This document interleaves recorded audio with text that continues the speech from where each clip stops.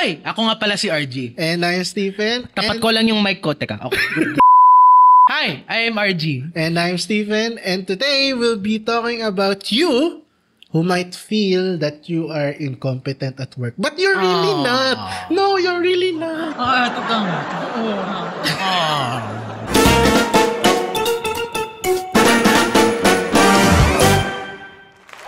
Isa, dalawa, tatlo, apat, lima. Kamusta mga kaatraso? Di welcome dito ang mga sabi ng script namin, nang-elbow sa kapwa. Aray! Sa mga kapwa nilang katrabaho. Bakit kanyo?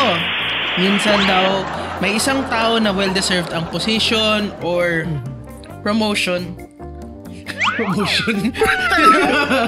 Bakit ang liit na promotion? Dahil sa isang sip-sip or ano? Bakit ganyan tunog pagka-sip-sip? Dahil isa kang sip-sip na nawawala sa kanila ang pagkakataon.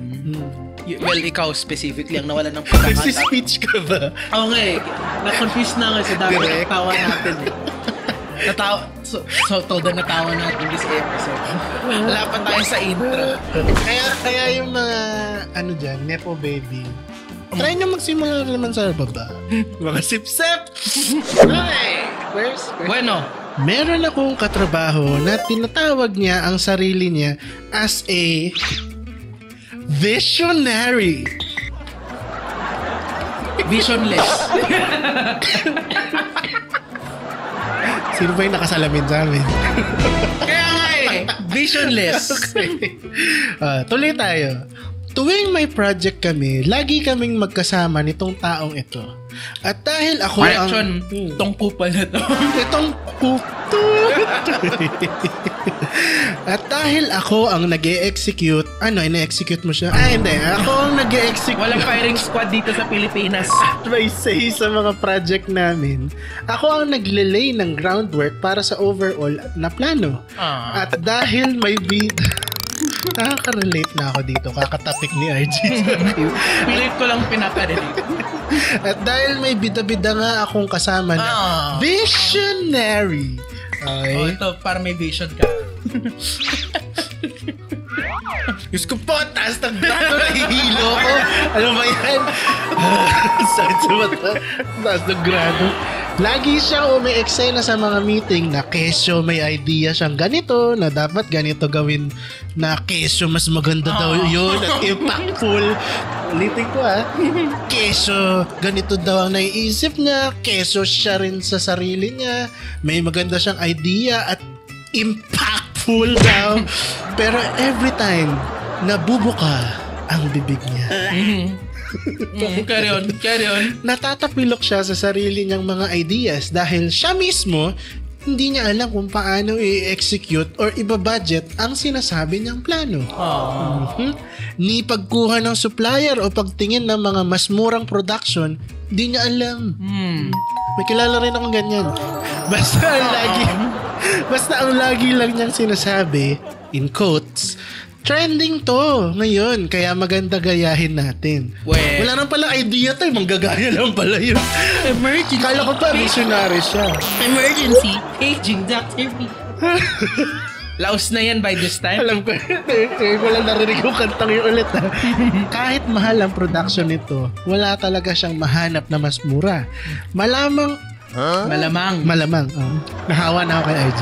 Malamang, mabankrupt ang kumpanya namin kapag siya ang humawak ng department ko. Imposibleng di kayo mabulol sa mga kapal ng kwento na.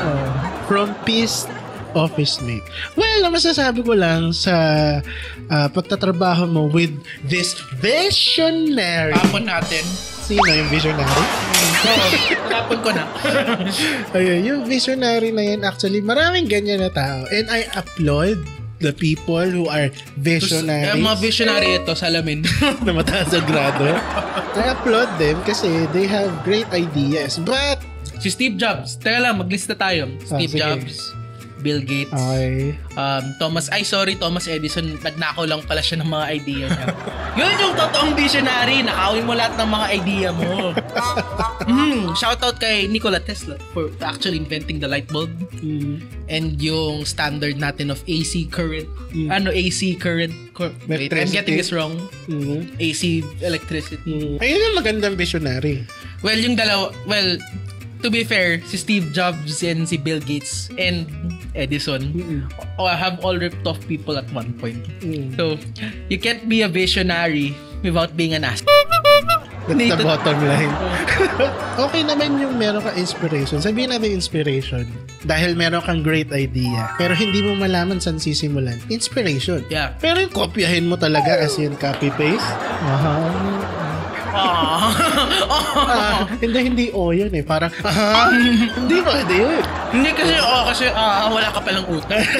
Okay, at tip ko lang sa'yo, mag-work ka. Ngayon kung na-elbow ka nung katrabaho mong yun. Aray ko. Grabe elbow yun. Kung na-elbow ka nung katrabaho mong yun, na dahil sa pagiging visionary niya, pakita mo lang rin yung ebidensya kung paano mo ipoproduce ang isang bagay nang may budget na ayon sa kakayahan ng kumpanya. Kasi yun lang ang magsasabi at magpapatunay na yung visionary na katrabaho mo is puro vision lang talaga. Hindi niya mapaput into practice lahat ng... You can't spell visionary. Bakit ako sobrang engaged dito sa usapan na to? You can't spell visionary without aray. Cue music ng aray. Aray! Aray! Sintonado ka na kumanta. Next question na tayo. Wala nang input. No more input. Sorry, all I can say is, well, may office mate ako na guy na laging pinagtatawanan ang mga ginagawa ko. By the way, creative agency ang trabaho ko. So, to put it. Okay. Nasa creative arts department ako as the graphic design guy habang itong office mate kong ito ay nasa finance. Hindi pala creative yung kasama mo. At dahil lagi kaming nagpapasa ng budget proposal sa finance department, kinakantsawan ako ng katrabaho kong ito. Palagi na gusto daw niyang makita muna ang ginagawa kong trabaho bago i-approve ang budget. Bakit? Hindi, na-curious ako. Bakit kaya? Bakit? Pintura lang to, hindi naman to. Graphic design. Graphic design, nasa iPad na to. Anong binabayad mo doon, pixels? Bakit lagi niyang gusto hingin yung output mo muna bago pa niya i-approve ng budget? Madali lang magpa-print, mura-mura lang ng pang tarpaulin ngayon eh. Okay. Nakakasar lang na kung manglait siya naman, akala mo sa kanya ang gagawin kong art na to para sa company namin. Whatever this reads. Nabulol na ako talaga. Nakakasar lang na kung manglait naman siya, akala mo kaya niyang gawin ang mga ginagawa kong art para sa company namin. Yun nga yung tanong ko kanina. Hindi kaya gusto ka nito? Oo.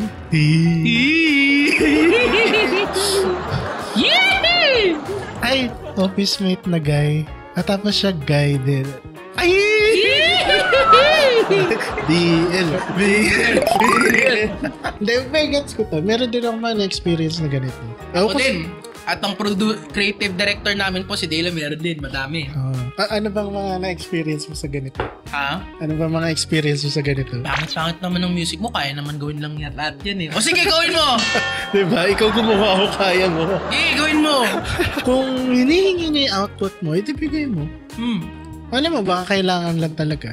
Pero kung to the point na meron kasi minsan nang hihingi ng output, unnecessary naman. Talagang gusto ka lang niyang may word dun eh. Parang urutin, parang ganun eh. Gusto ka lang niyang inisin or something. For some weird reason that is not known to mankind. Di just show that you can do what you can do. Kaya kung nilalait ka niya dahil doon sa mga gawa mo, di I think there's an HR for you can report that to HR. Let us report. Although let us circle back sa mga sinaunang Snap episode. Tingnan natin kung kakakampi mo muna yung HR. Anyway, do your best and God will do the rest. Malay mo, baka wala siyang God. Sorry. Wala na akong maisip eh. Kasi, yeah. Okay, tago na natin to. I have this guy co-worker who is close with our boss. Ano naman? Ninong niya yata yung boss namin or Ninong something. Ginuray. He works on a different department. But anyway, one day this guy had a complaint filed sa HR from an anonymous female coworker Anonymous hippopotamus. because he allegedly sexually harassed her inside his car after offering this female coworker a ride home. After a thorough investigation, this was proven to be true and my guy coworker admitted on his wrong. In this case, you will think that the guy would be fired by our boss, right? Wrong! No. Wrong! He was Inunahan na kita, wrong! wrong. He was just transferred to our department. Oh my gosh. In my position. Oh.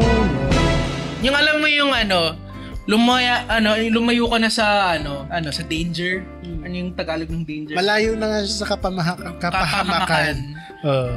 Pinalapit pa sa kanya. Lumapit sa kanya yung kapahamakan. Nahawa ka na sa akin. Kailangan mo na ng asukal. Okay, so na-elbow siya. Then, my boss talked to me 2 weeks back and told me to find a different thing to do in his company so I could grow daw. Sensing that something is fishy and with no other units to transfer to, I asked him straight up, what thing could I do for the company? Long story short, I was sacrificed to make way for his favorite employee, someone who still has an ongoing case and is not that talented. And me, I'm looking for new work but still unsuccessful at it. Yung actual na ginawang kambing, congrats for leaving the company. Congrats for not getting abused as well. Because abuse is serious. I'm actually thankful you guys are out of there. But sa kupal na to, na pagtatawanan namin starting from now. Ito, hindi ko talaga matake. Kasi sobrang, this is horrible. Hindi natin pinagtatawanan na pinromote siya. Actually, wala nga daw alam yung guy sa kung paano patakbuhin yung position. That's what I meant. Kaya masama na nga yung karma score niya. Okay. Imagine yung dividends ng kumpanya nila bumaba dahil sa kanya.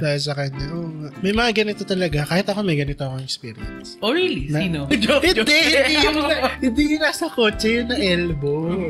May ganyan ako experience yung na-elbow ka in place of someone else. Just because that someone is favorable, yes man, diba? Usually mga ganun yun eh. Ito, malatas na grado ba, pumogi ka? May sarili naman akong salamin.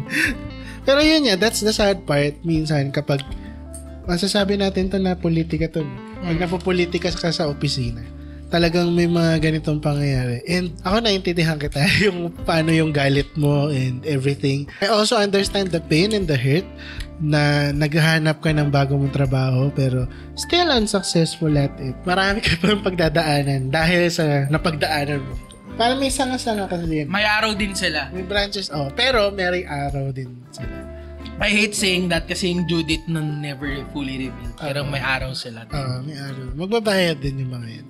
Hindi lang natin alam kung kailan, pero surely magbabayad yung mga yan. Anyway, that's a heavy last question. Oo nga, hindi na kami makatawa kasi on so many levels. There's abuse, there's more abuse, there's more abuse. Ang masasabi lang namin sa mga taong ganito, kayo yung mga tunay na kaatraso namin. Dahil masama kayo tao. At sa bagong taon na ito, Happy New Year! Ay, hindi, wala palang happy sa inyo. Magbago na kayo. Kung hindi, wag na kayo magbago para constant na tayong may kaatraso. Anyway, that's it for our episode today. Thanks for joining us. I'm Steven. I'm RG. And we'll see you again next time.